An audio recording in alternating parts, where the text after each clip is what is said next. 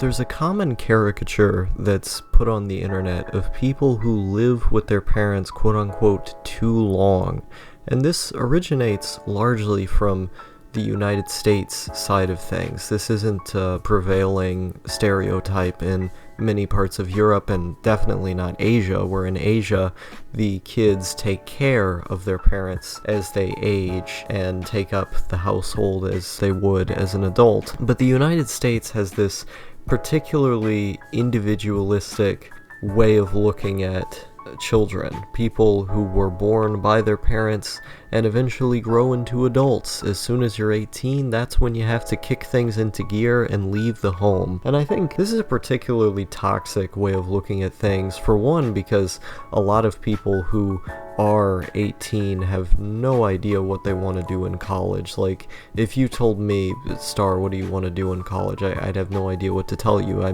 mean, I would tell you that I don't want to go, but I have my own very personal, long-standing reasons for that many people older than me would look at and go, yeah, you probably shouldn't be in college. But nuanced situations aside, people who are around my age are generally not equipped to come to grips with those decisions, and in some ways I'm not as well. There's a lot of things that I need to learn. There's a lot of things that I need to improve on before I can say with confidence that I know exactly what I'm doing in that field. And that's okay. Everyone is still growing. We all make mistakes.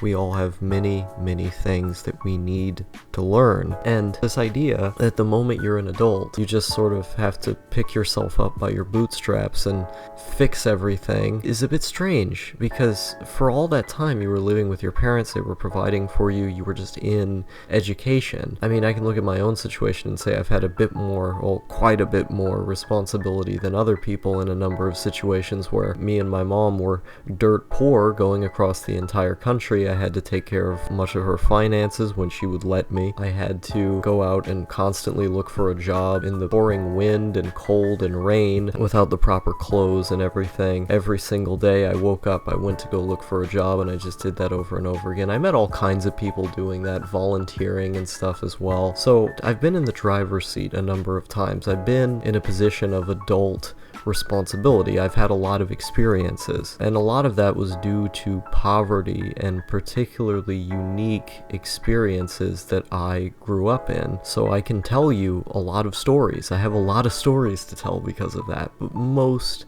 people are not going to be like that when they reach 18 years of age. Most people are not going to be ready to even know what a finance is. You know, what is a finance, dude? What are finances? You know, they won't be able to answer that question. This idea that you have to be kicked out immediately and just figure everything out on your own is silly to me. And I mean, you could say, well, why didn't the parents teach them how to do all of those things? I mean, a number of parents do, but a number of parents don't have the time to teach them those things. Most parents don't talk to their kids because they spend all their time working all day, and by the time they come home, they're so overworked that they can barely spend time with their significant other. They oftentimes have work that they have to bring home with them, let alone the amount of exhaustion that they have from working at all that would lead them to just wanting to shut out the world as soon as they get home. I mean, look at like the opioid epidemic, for instance, and I mean, I don't like calling it the opioid epidemic just because I don't believe that a drug can cause an epidemic. A drug is totally neutral. It's about how it's used and what context it's in. But, you know, if you look at that specific phenomena that exists in the United States of people relying on and abusing these drugs in order to shut out the world around them and sort of cope with the pain of alienation that comes with working a job in the United States, that's a lot of parents right there. And you could chalk that up to irresponsibility on their part, and that's part of it, but there's also very real pain that those people are experiencing that leads them to getting into that situation. And so it's about context. A lot of parents are simply not equipped or mentally prepared to raise their children because they have to work constantly. They have incredibly atomized social relationships with other people, if any social relationships with other people. The easy way that they could make friends when they were in high school is simply gone now because all of their coworkers are just other workers. They're related to the products that they produce or the task that they perform more than they are to the people around them, the other workers. And so there's alienation that occurs on every side of the aisle, virtually. Of course, there are exceptions in the workforce, but in general, people are very, very alienated and alone. They are exhausted. They do not have time to raise kids. You have kids who are growing up more and more who have no idea what they're doing because they were not taught. You need to give those people time. You can't just kick them out and say, yep, it's your turn now.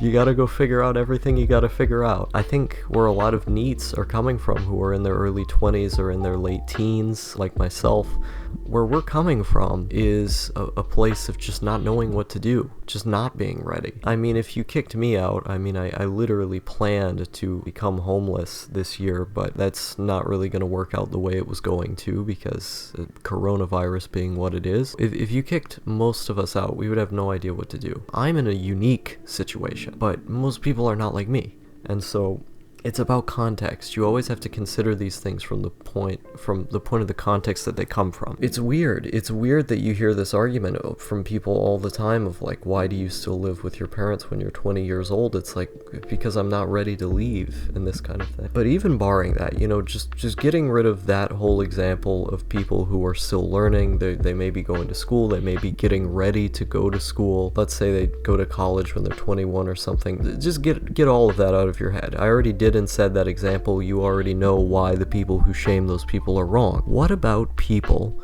who just want to live with their parents? People who are ready to leave but simply choose not to. If you have a good relationship with your family, if they're providing you a home that they want to give you, if they want you there, if they love you, what's the shame in taking the offer? If something is given to you, there's no shame in taking it. It's right there. The other person clearly wants you to have it, even if you don't deserve it. The fact that they want you to have it is enough.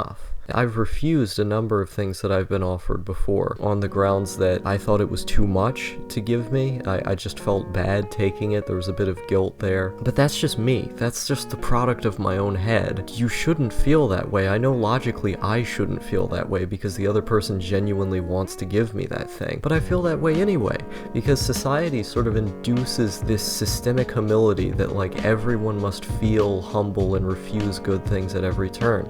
It's bullshit. It's all bullshit. There's no reason for that. It's just that we're made to feel this way. If you have a good family who loves you and you love them and they want to keep you around, there's no reason you shouldn't stay around unless you just want to leave. And of course that would be a totally different scenario. There's no shame involved. You're given a good set of conditions, a good environment with people who want you to be in that environment. You can love your family. I love my family. That's one of the reasons why I want to keep on living here for as long as I can, is because I love my family and I would like to stick by them. It's interesting, the circumstances that brought up the idea of a star homeless arc were particularly unique because I wanted to get my GED, and I still do, and I saw it as if the longer that I stay here, the more that school is simply going to be knocking on my door, that I will not be allowed to stay here for, if I choose not to continue going to school, which is ultimately the plan. It's to get a GED, it's to not go. But it turned out that the context was actually different, that I can stay even if I do just get my GED. There's a bit of hassle involved, there's a bit of conflict involved, but with enough discussion, that is the case. I can be allowed to do that, and if that is the case, that I can be allowed to get my GED, and that I can go about education the way that I want to, there's no reason for me to leave. None in the world. None. I have a good home. I have, a good family. No reason to leave. Now, the whole homelessness arc, the entire idea behind that, at this point is completely out the window. I don't have any plans to leave, especially not with this corona stuff. Just look at all this corona stuff's happening. Ew, gross, get it away. Old people. There shouldn't be shame involved. Just live in the gaff. If If you enjoy the gaff, keep it there. Real gaff hours.